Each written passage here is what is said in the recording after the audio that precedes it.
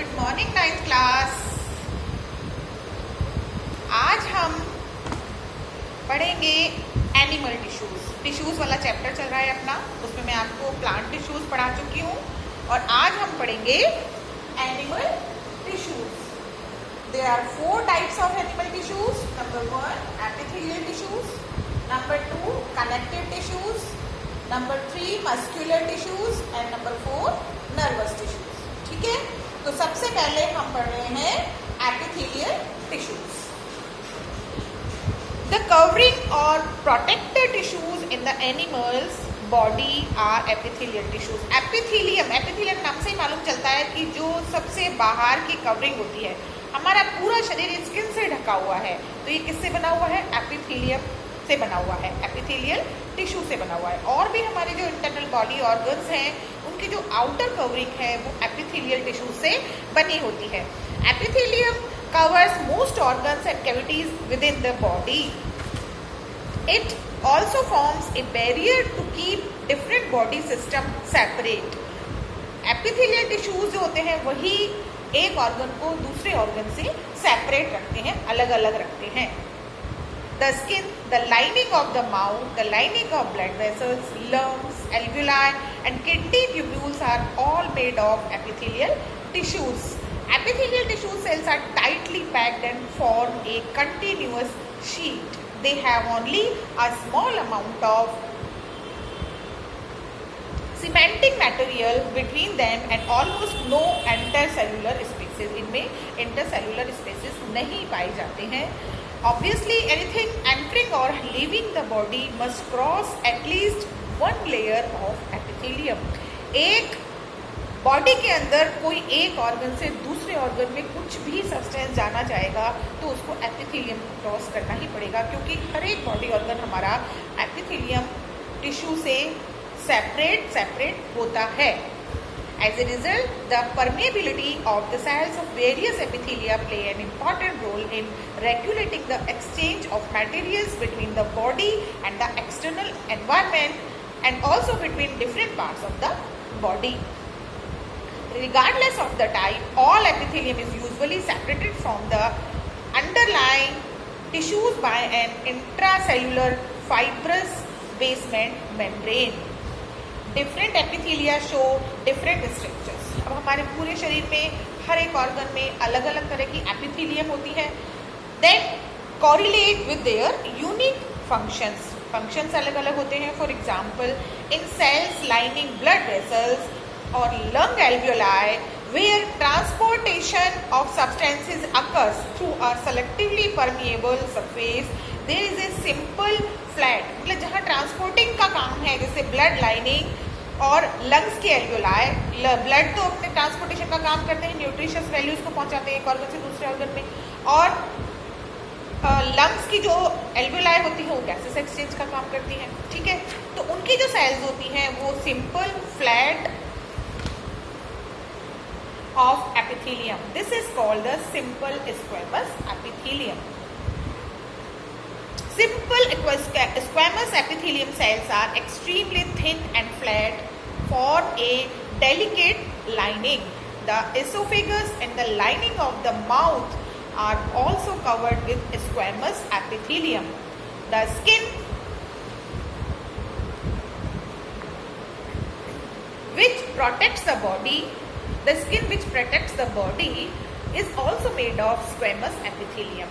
Skin epithelial cells are arranged in many layers to prevent wear and tear. Since they are arranged in a pattern of layers. अब skin में देखिए, skin में क्या है जो कि हमारी बॉडी को प्रोटेक्ट करती है, उसमें जो स्क्वेमस एपिथेलियम जो सेल्स पाई जाती हैं वो अरेंज होती है एक लेयर के ऊपर, दूसरी लेयर होती है उसमें।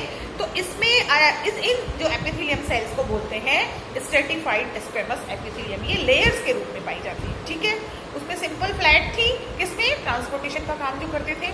अब इसमें जो कि स्किन की जो लाइनिंग है उसमें कैसी होती है? लेयर्स के ऊपर होती है। इसमें देखिए डायग्राम में भी दिखा रखा है, डायग्राम देखते जाइए। Stratified squamous, where absorption and secretion occurs as in the inner lining of the intestine, tall epithelial cells are present. This common meaning pillar like, जिसमें ऐसे लंबे लंबे होती हैं कॉलम, नीचे नीचे वाला है ना डी वाला देखिए दे रखा है, जैसे कॉलम्स बने हुए होते हैं, पिलर्स होते हैं, इस तरह की पाई जाती है। इनमें किस में पाई जाती है? Tall epithelium, intestine, lining of intestine में, एंड जहां सीक्रेशन और एब्जॉर्प्शन का काम होता है। This columnar epithelium facilitate movement across the epithelium barrier. In the respiratory tract, the columnar epithelium tissues also has cilia, which are hair-like projections on the outer surface of epithelial cells. इनमें hair-like cilia पाए जाते हैं जो कि outer surface पे होते हैं, skin के बाहर पाए जाते हैं ना, hair-like hairs होते हैं सबके स्किन पे। These cilia can move and their movement pushes the mucus forward to clear. This type of epithelium is the ciliated columnar epithelium. Cuboidal epithelium forms the lining of kidney tubules. अब होती है 4 type की है cuboidal, kidney tubules and ducts of salivary glands, where it provides mechanical support. Epithelial cells often acquire additional specialization as gland cells, which can secrete substances at the epithelial surface. Sometimes a portion of the epithelial tissue folds inward and a multicellular gland is formed. This is glandular epithelium. अब next है अपना connective tissue. Connective tissue का मतलब होता है जो कि एक ऑर्गन से दूसरे ऑर्गन को जोड़ते हैं, वो कहलाते हैं कनेक्टिव टिश्यू। और कनेक्टिव टिश्यू का सबसे अच्छा एग्जाम्पल है ब्लड। ब्लड हमारे टो से लेके हेड तक ब्लड जाता है, तो ये हमारे पूरे ऑर्गन्स को जोड़ने का काम कर रहा है, ट्रांसपोर्टेशन का काम कर रहा है, तो ये एक बहुत बड़ा कनेक्टिव टिश्यू है। Blood is a type of connective tissue. Why would it be called connective tissue? A clue is provided in the introduction, मैंने बताई दिया आपको। Let us look at this type of tissue in some more detail. The cell of connective tissues are loosely spaced and embedded in an intracellular matrix. इनमें intracellular spaces पाए जाते हैं। The matrix may be jelly-like, fluid, dense or rigid. The nature of matrix differs in concordance with the function of the particular connective tissues. Connective tissues देखिए कई तरह के होते हैं, सबके functions भी अलग अलग होते हैं। देखिए blood has a fluid matrix called plasma in which red blood corpuscles, जिनमें की RBC, WBC, platelets और plasma चारों चीज पाई जाती है, सब सेल्स होती है। The plasma contains protein, salts and hormones. Blood flows and transports gases, digested foods, hormones and waste material to different parts of the body. अब है bone. Bone is another example of a connective tissue. Bones हमारे टांगे जो हैं हमारे hip से हमारे इसको वेस्ट को जोड़ती हैं, तो इस तरह से पूरा शरीर हमारा बोन्स की वजह से खड़े रहते हैं, भागते हैं, दौड़ते हैं, चलते हैं, फिरते हैं, तो हमारे शरीर को पूरे को कनेक्ट कर रखा है, इसलिए बोन को क्या बोलेंगे? कनेक्टिव टिश्यू बोलेंगे। It forms the framework that supports the body. It also anchors the muscles and supports the main organs of the body. It is a strong and non-flexible tissues. What would be the advantages of these properties for bone functions? Bone cells are embedded in a hard matrix that is composed of calcium and phosphorus compounds. इनमें hard matrix होता है, bone किसकी बनी होती है? Calcium और phosphorus की बनी हुई होती है। Two bones can be connected to each other by another type of connective tissue called the ligament. अब जैसे अपने नीचे के जो legs होते हैं वो अपने knees से और thighs से बीच में से जुड़े हुए होते हैं ना, ये जुड़े हुए को भी कनेक्टिव टिश्यू कहते हैं। कौन सा कनेक्टिव टिश्यू है? लिगामेंट्स। जहाँ भी अपने जॉइंट्स पाए जाते हैं वहाँ लिगामेंट्स होते हैं, हाथ में, यहाँ पे, ये सब जगह हमारे क्या पाए जाते हैं? ये लिगामेंट्स पाए जाते हैं। ये एक तरह का कनेक्टिव टिश्यू है। This tissue is very elastic, it has considerable strength. Ligaments contain very little matrix and connect bones with bones. Tendons, अब एक और है हमारे पास टेंडन्स जो होता है, ये भी connect muscles to bone. Tendon जो है ये भी एक कनेक्टिव टिश्यू है जो मसल्स को बोन से जोड़ता है। देखिए अभी लिगामेंट्स क्या था? जो बोन को बोन से जोड़ता है। टेंडन्स क्या है? जो मसल्स को बोन से जोड़ता है। Tendons connect muscles to bones and are another type of connective tissue. Tendons are fibrous tissue with great strength but limited flexibility. इनमें स्ट्रेंथ होती है लेकिन इनमें फ्लेक्सिबिलिटी कम होती है। Another type of connective tissue cartilage. अब एक कनेक्टिव टिश्यू और आया, क्या बोलेंगे उसको? Cartilage. Cartilage has widely spaced cells. The solid matrix is composed of proteins and sugars. Cartilage smoothens bone surface at joints and is also present in the nose, ear, trachea and larynx. We can fold the cartilage of the ears, but we cannot bend the bones in our arms. Think of how the two tissues are different. देखिए, cartilage भी एक तरह का connective tissue है, ligament भी connective tissue है, और tendons भी कनेक्टिव टिश्यू है, और ब्लड भी कनेक्टिव टिश्यू है. अब देखिए कितने सबके कितने अलग अलग तरह के फंक्शंस हैं. ठीक है, अब जो कार्टिलेज होता है वो हमारी नोज पे, यहाँ पे कार्टिलेज होता है. देखिए हम नोज को फोल्ड कर सकते हैं. ये हमारे ईयर पे होता है, ईयर को हम इस तरह से फोल्ड कर सकते हैं, तो ये कार्टिलेज होता है. अब लिगामेंट्स क्या है, दोनों घुटनों के बीच में पाए जाते हैं, तो इनमें एक ग्रेट स्ट्रेंथ होती है जो जॉइंट्स को जोड़ने का काम करते हैं, फोल्ड नहीं हो सकते वो. तो इस तरह से अलग अलग कनेक्टिव टिश्यूज का अलग अलग फंक्शन होता है, और अलग अलग कनेक्टिव टिश्यूज अलग अलग बॉडी ऑर्गन्स के में पाए जाते हैं. Areolar connective tissue is found between the skin and muscles, around blood vessels and nerves and in the bone marrow. It fills the space inside the organ, support internal organs and helps in repair of tissues. Where are fats stored in our body? Fat storing adipose tissue is found below the skin and between internal organ. Adipose tissue होता है हमारे शरीर में, जो कि हमारे शरीर के फैट को स्टोर रखता है. फैट हमारे शरीर में एनर्जी के लिए काम आता है, इसलिए फैट को स्टोर करना जरूरी होता है. तो ये फैट के जो टिश्यू एडिपोज टिश्यूज हैं, ये स्किन और हमारे ऑर्गन्स के बीच में पाए जाते हैं. The cells of this tissue are filled with fat globules. Storage of fat also lets it act as an insulator. Insulator का भी काम करते हैं. अब है हमारा muscular tissue. Muscular tissue consist of elongated cells also called muscle fibers. This tissue is responsible for movement in our body. Muscular tissues जो होते हैं, मेन इनका फंक्शन है हमारी बॉडी को मूवमेंट देना. Muscles contain special proteins called contractile proteins which connects and relax to cause movement. अब देखिए, we can move some muscles by conscious will. कुछ मसल्स को हम अपनी कॉन्शियस विल से, जो हमको चाहिए, आज हमारे पास ये हाथ मैंने ये उठा रखा है, मैं चाहूँ तो इस हाथ को नीचे कर दूँ, मैं चाहूँ तो इस हाथ को ऐसे ऊपर कर लूँ, मैं चाहूँ तो गर्दन को मोड़ लूँ, ऐसे कर लूँ, मैं चाहूँ तो नीचे झुक जाऊँ, मैं चाहूँ तो दौड़ सकती हूँ, मैं चाहूँ तो रो सकती हूँ, मैं चाहूँ तो हंस सकती हूँ. मतलब वो हमारे विल पे डिपेंड करता है, हम कुछ भी अपने मर्जी से करेंगे. तो ये in our limbs move and we want that. अब हमारे जो मस्कुलर टिश्यूज है, जैसे हमारे लिम्स है, मेरे को भागना है तो मैं अपने उनको मूवमेंट करके भागूंगी, मेरे को हाथ को मोड़ना है तो मेरी मर्जी है. तो इस तरह से जो हम अपनी विल से कर सकते हैं, इनको बोलते हैं वॉलंटरी मसल्स बोलते हैं इनको.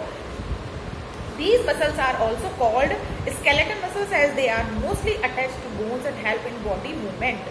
Under the microscope, these muscles show alternate light and dark bands or striation when strained appropriately. As a result, they are also called striated muscles. Striated muscles हैं ये, these types of, देखिए इसमें striated muscles सबसे ऊपर वाली जो है, ये striated muscles हैं. ठीक है. The cells of this tissue are long, cylindrical, branched and multinucleated, having many nuclei. बहुत सारे न्यूक्लियस पाए जाते हैं. The movement of food in the alimentary canal or the contraction and relaxation of blood vessels are involuntary movements. अब हमारे शरीर में कुछ मूवमेंट्स ऐसे होते हैं जो हमारे विल में नहीं होते, जो हम चाहकर भी उनको रोक नहीं सकते. जैसे हमारी हार्ट बीट, हम जो खाना खा रहे हैं अपने आप डाइजेस्ट होगा और अपने आप ही एक्सक्रीट आउट होगा, उसमें हम कुछ नहीं कर सकते. तो ये जो मसल्स होती हैं वो कहलाती हैं इनवॉलेंट्री मसल्स. इनवॉलेंट्री मसल्स कहलाती हैं. Involuntary muscles control such movement. They are also found in the iris of the eye. Iris हमारे आंखों की पलक हमेशा झपकती रहती है ना, तो इसमें भी इनवॉलेंट्री मसल्स पाई जाती है. In ureter and in the bronchiae of the lungs. The cells are long with pointed ends, spindle shaped and uninucleated. एक ही न्यूक्लियस पाया जाता है. They are also called unstriated muscles. Why would they be called that? Unstriated है, देखिए इसमें ये layers के रूप में एक दूसरे के ऊपर होती हैं. अनस्ट्रेटेड होती है ये. Heart muscles are